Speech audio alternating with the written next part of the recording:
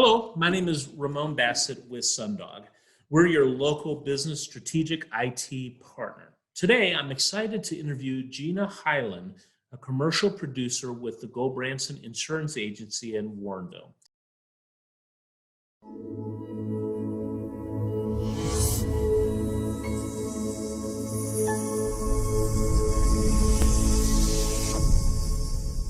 Welcome, Gina, and thank you for joining me today. Welcome, or thank you. I'm happy to be here. Good morning. Great. Yeah, me too. Gina and I will be discussing cybersecurity, what it is, why it's needed, and some of the things you as a business owner should look for when discussing which type of coverage you need. Gina has been with the Branson Insurance Agency for 20 years and have been a licensed insurance agent since 1987. So she knows what she's doing. She specializes in commercial insurance. Gina, please give us a quick overview of what you do at Branson and what makes your agency unique. Well, like you said, I've been in the insurance industry since 1987. My main focus is business insurance, all the needs of a business, general liability, work comp, auto, umbrellas, management liabilities, so directors and officers, employment practices, cyber, which is a big hot topic right now. I feel what makes our agency different is that because we're an independent agency and represent so many companies, we're able to find the company that fits you. We're not trying to put the square peg in a round hole. We can find the carrier that has the coverages and the premium and everything else that is important to you and is going to fit the client's needs versus just trying having one carrier and that's it. So I think and we strive on customer service. I think that's what really makes our agency unique. Great. Yeah. I mean, it's just so important that businesses get the tools they need and Right. have a partner like you guys that will be able to customize and be able to Yeah. do everything possible to get what they need. Right. That's exciting. So you mentioned Yeah. cyber crime, and of Yeah. course, what we're talking about. So here's we're going to have a couple questions here. The first question is, well, what is cybersecurity insurance? In a nutshell, because every policy is going to be different. So we'll just start with that. So we're going to talk real basic today. But it's essentially the theft of funds, it's the theft of data, or it's the theft of digital assets from an unauthorized person, wherever they are. So someone is breached your system and stolen something. Okay, so that covers more than just the money Sure. theft, but Yeah. personally identifiable information, Yeah. uh, Yeah. digital assets. So yeah, that's it's very very large and covers a lot It of is. cybercrime can do more than just steal the Sure. money. Yeah, absolutely. It can lock up your system.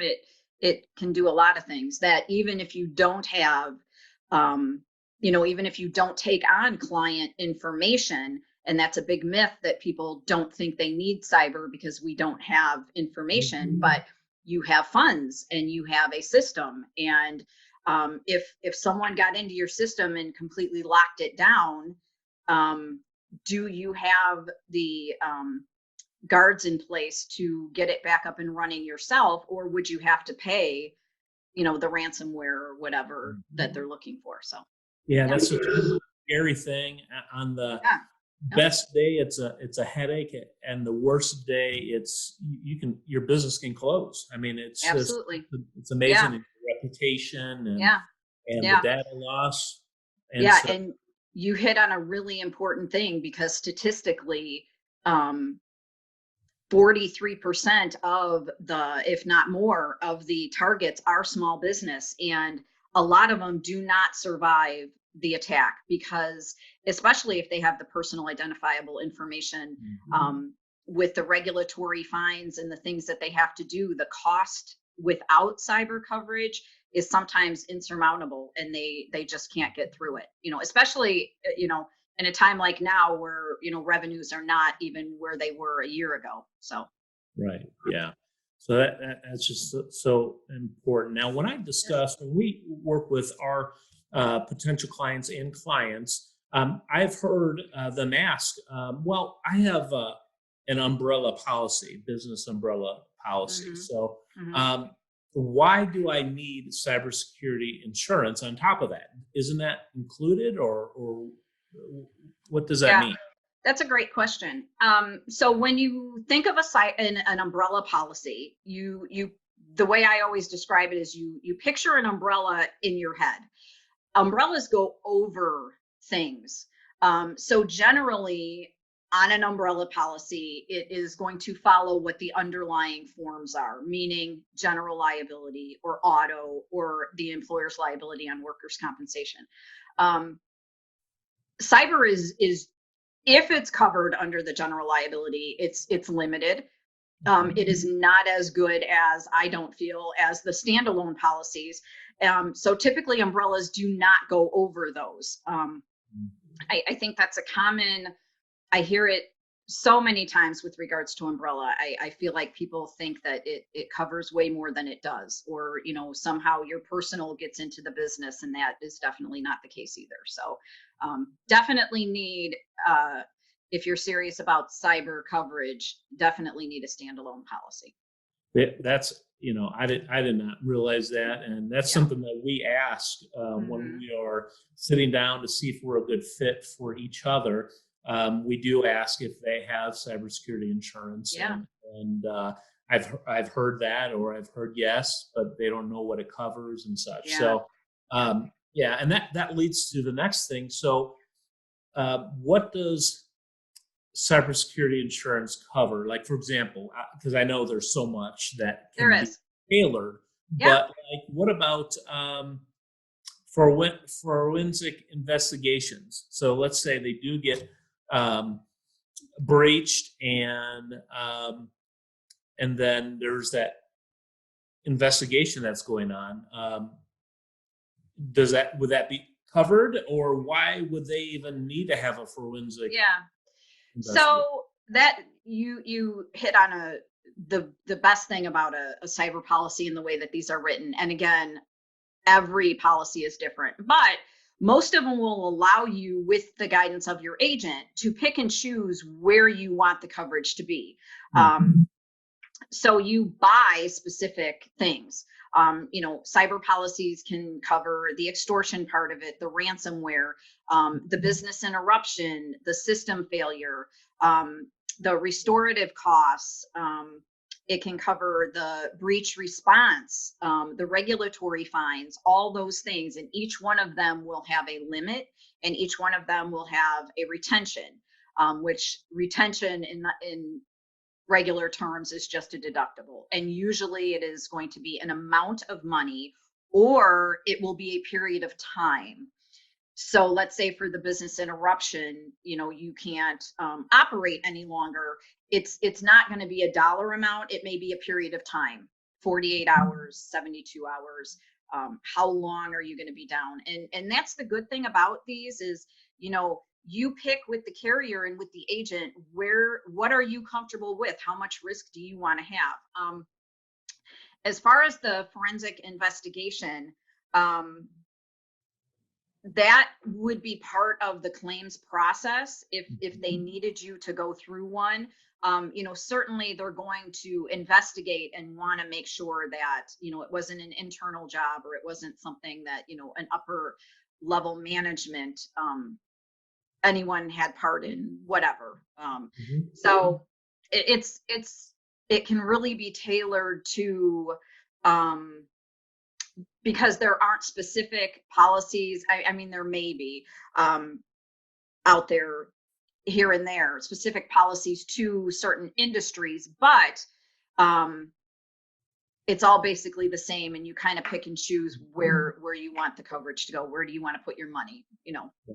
Well, that's good. And you brought up something there, that because a lot of the cybercrime people view as outside, Yeah. but they're inside. Like Yeah. disgruntled employees, Sure.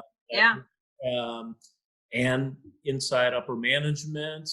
Yeah. Also theft, not the employees, but let's say somebody comes in and ransacks Right. your Right. business, and steal Yeah. your servers or Mm-hmm. whatever Yeah. computers. Yeah. Also, Yeah. then obviously, catastrophic tornado, fire, and things like Yeah. that. Right. So, Yeah. but Yeah. well, yeah. So I'm glad that you brought that up. Mm-hmm. Now you mentioned there's not necessarily unique coverages for different industries, Mm-hmm. but like for healthcare, I mean, Yeah. there reportable breaches, but you have to report because of Sure. HIPAA. Yeah. Yeah. So that gets into, each business has their own level of risk. Um, and there are websites that you can go to and you can input, just a little bit of information to get an idea of what is your risk, what would your cost be per record, which in each record is, each of these personal identifiable information things, which is basically something that you couldn't find on the internet about a person. It's going to be maybe a date of birth, certainly a social, all those things, health information. Anyone that has anything like that, as an insurance agency, we have health insurance applications, we have life insurance applications, all confidential information. The more of that you have, obviously the higher limit you would want to have. So it's good to work with a professional and use these tools to kind of, rather than throwing the dart at the wall, trying to figure out what limit you want, try to come up with some sort of educated guess. And that basically really is just what it is, an educated guess of what you need. Right. And I would think that's where working with somebody like you Right. would help Yeah. guide them. I would Sure. imagine Yeah. asking those questions, what their Yeah. really concerns are, Yeah. and to be able to tailor it, Yeah. Yeah. design it just for them. And Sure. so let's say, because the number one crime of all crimes against small and medium businesses Hmm. is cybercrime, and that Sure. varies on how. Um, and 43% of the small Yeah. businesses will be Yeah. hit. Right. Um, so the unthinkable, but it is very possible. What would happen? So when somebody does get a security breach, when should they call their insurance company? Yeah. And I say this with regards to anything that you think is either a known claim, like it's happened, you have the lawsuit, you have the breach, you have whatever. The sooner the better. The insurance companies have resources and people that handle way more cyber claims and know what to do, than hopefully the small business has been through. So ASAP, like as soon as contact your agent, discuss it with them. Each situation is going to be different, but there's specific obligations that you have within the policy, within all policies, with regards to notifying your carrier when you have a claim or a potential claim. And I think before the horse is too far out of the gate, you really want to, because they're your ally. They're going to help you through it, and you certainly don't want to put anyone behind the eight ball and not be notified right away. So Right. And so you mentioned call the agent. So you prefer that they call the agent rather than the insurance company itself?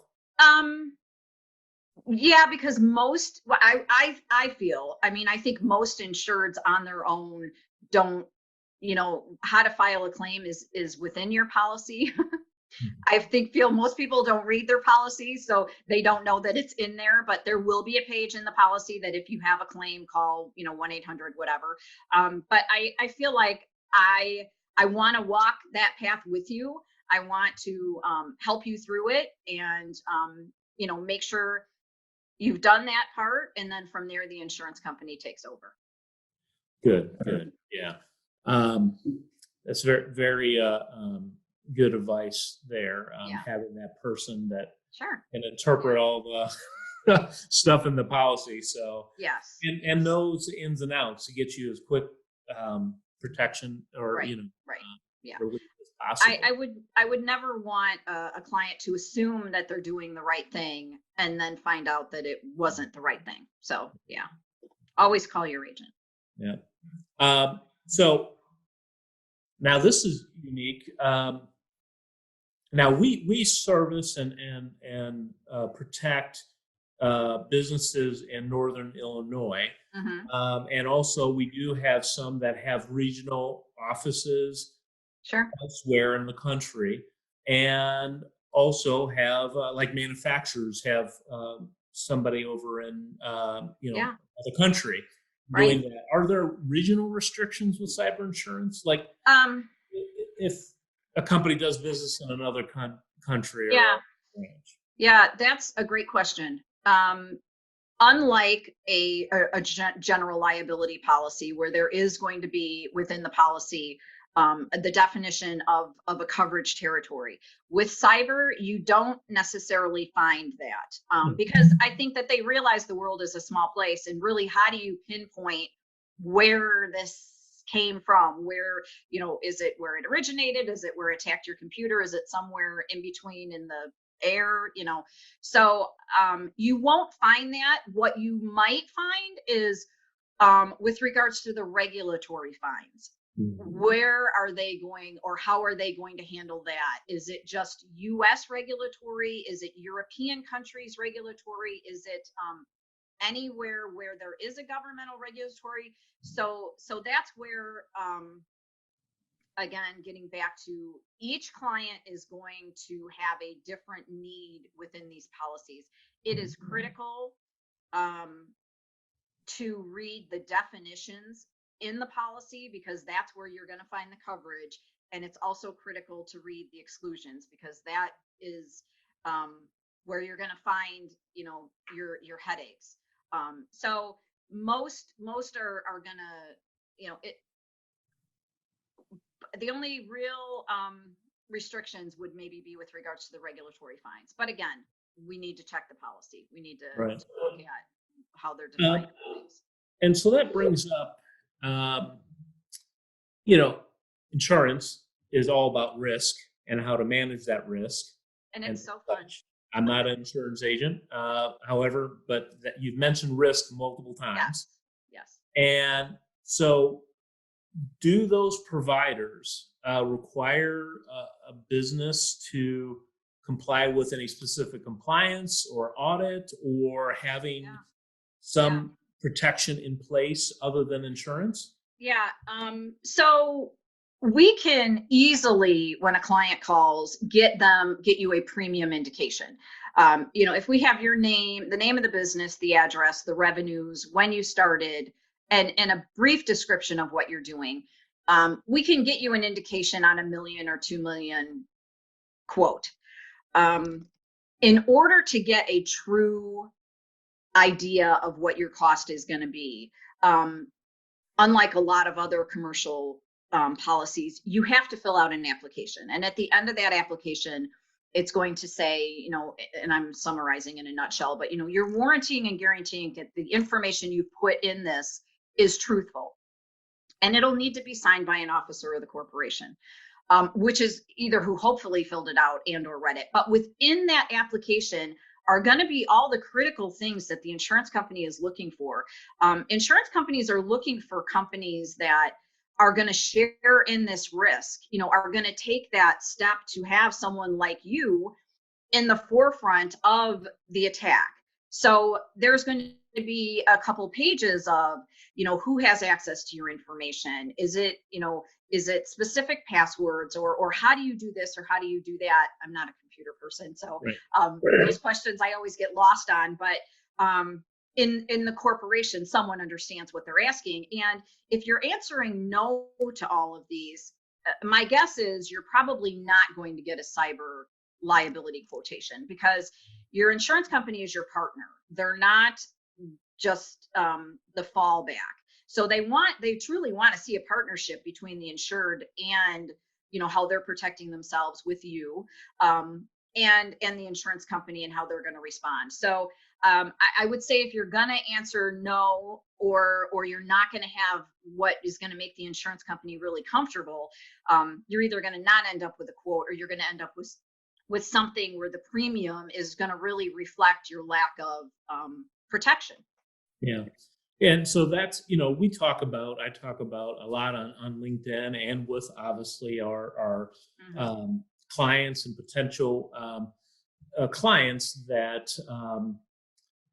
cyber crime is so advanced now Yeah. that just having a firewall and antivirus software is just not enough anymore. Hmm. And so you have to take a layered security approach with multiple different things protecting. And um, I really believe, based on talking with you previously and in our industry, that cybersecurity should be part of that layer of security. Yeah. And amongst It's all the other things that a yeah. managed service provider can provide, Yeah. and then they should do their due diligence and have their cybersecurity insurance. Yeah, I think a lot of companies will make sure that, they have a burglar alarm and a fire alarm and a sprinkler, but the chances of them, having a break-in or having a catastrophic fire may actually be less than their cyber risk. And it's important and it's critical that they really look at it as something important to, protect their business. Absolutely. Yeah. Well, Gina, this has been very good information about a very important Yeah. topic, a real topic. Yeah. And I hope this was beneficial to the people watching and listening. If you want to learn, if you are a business owner, if you want to learn more or have any questions about cybersecurity insurance, please give Gina a call, and she'll be able to walk you through and listen and hear what you're wanting to cover, what your business is about, and such. So please give her a call. Gina, when someone calls you looking for a quote, what type of information do you need? Again, just the name, the address of the business, revenues, uh, the business operations, and when it started. I can get you an indication. The applications are 3 or 4 pages long. They should be fairly simple. I think that might be the better route to go to get you. I hate to give you just based on limited information, tell you the premium's going to be $1,000, and then once you fill the application out, it's 10. Yeah. So I think if we have a client that's serious about it, I can get the indication, but I always do send it with an application. Just to get them a true idea of what what the premium's going to be, and Right. how well they're protecting themselves, because that'll be reflected in the premium as well. Okay. And And so, one thing, if I can interrupt, one thing that we didn't touch on is with regards to, so many people in my industry, in any industry really, are, using their own devices.